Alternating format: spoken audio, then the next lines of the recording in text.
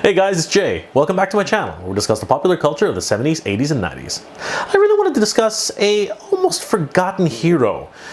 He was really popular back in the 1930s. But today, with Superman, Batman, Spiderman, all these great gigantic superheroes, this particular hero has sort of taken a sidestep.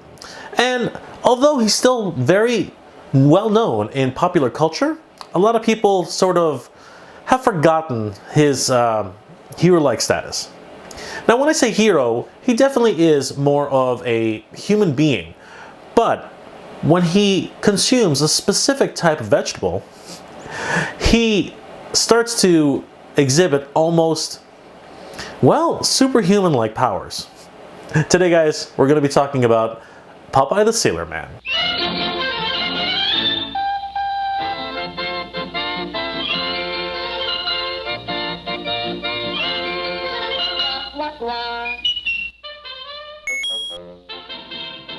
Popeye the Sailor Man is quite the bruiser.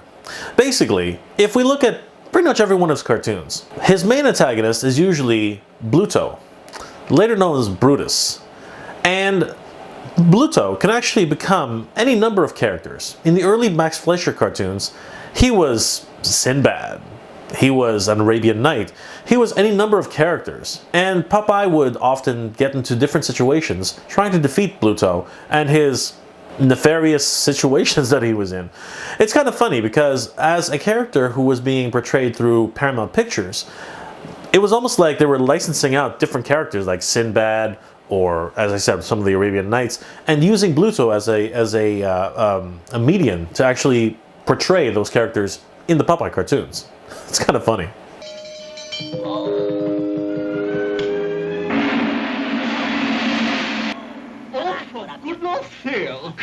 Hey, who are you? Where'd you come from? Are you the janitor or something?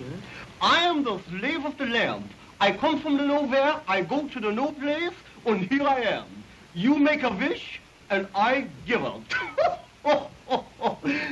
You want something? Usually, the cartoons would somewhat go with Bluto would capture Olive Oil, who is Popeye's love interest.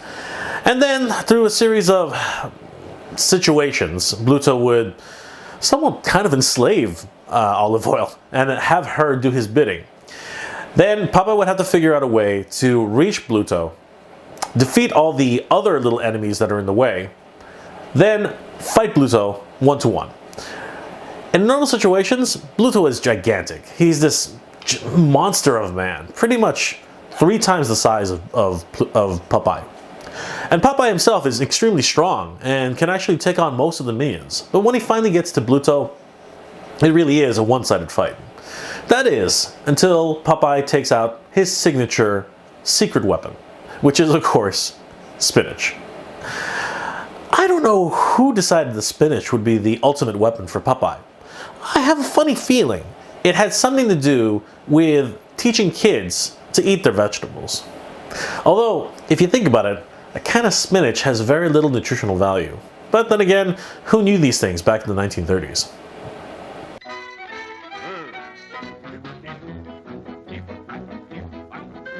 You guys get hurt traveling alone. As soon as Popeye gets any sort of spinach in him, it's on.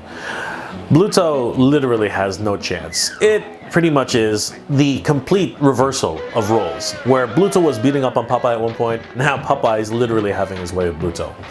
And it's kind of funny because the way Popeye finishes off his opponent, it ends off in any number of ways.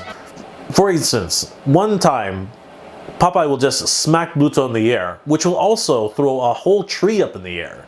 And then all of a sudden, the Bluto falls down, but the tree falls and is already cut into segments which create a coffin. It's ridiculous.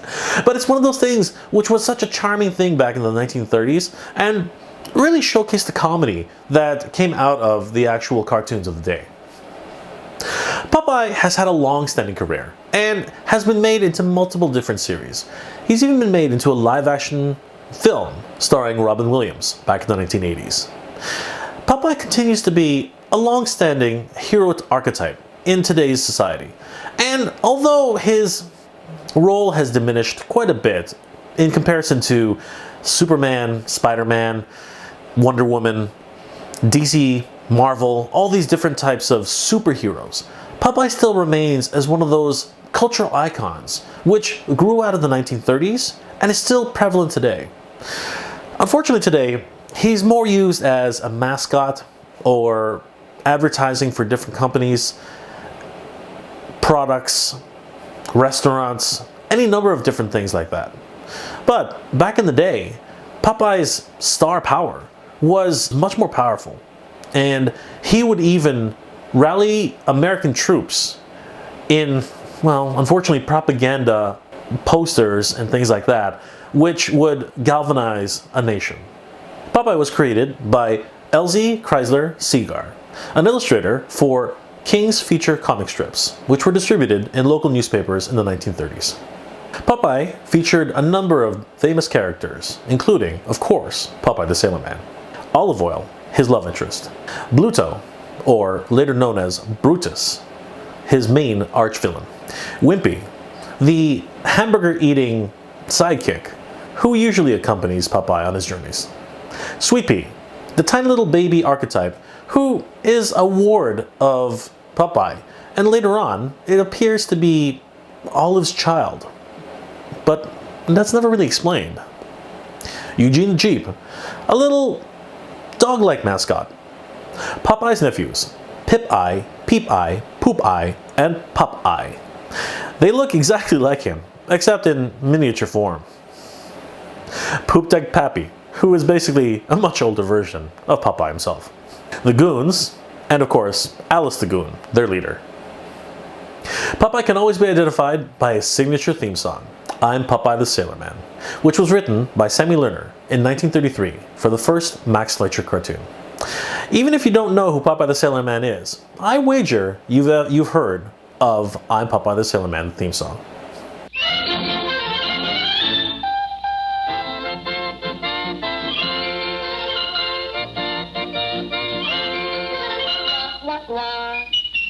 Although Popeye has been replaced by the likes of Superman and Spiderman, DC and Marvel superheroes, I think as a cultural icon in Americana, he still remains to be a very popular figure in cartoon history.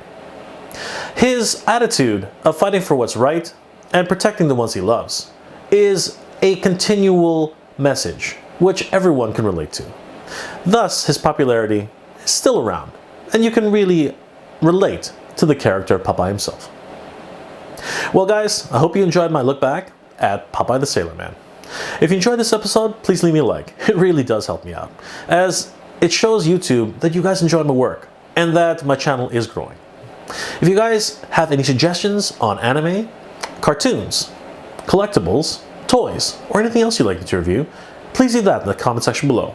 And please consider subscribing, as again, it helps YouTube to realize that my channel is growing. Well guys, as always, thank you very much for watching. Geek proud. Check out some of the other episodes I've done. You can also follow me on Facebook and Twitter.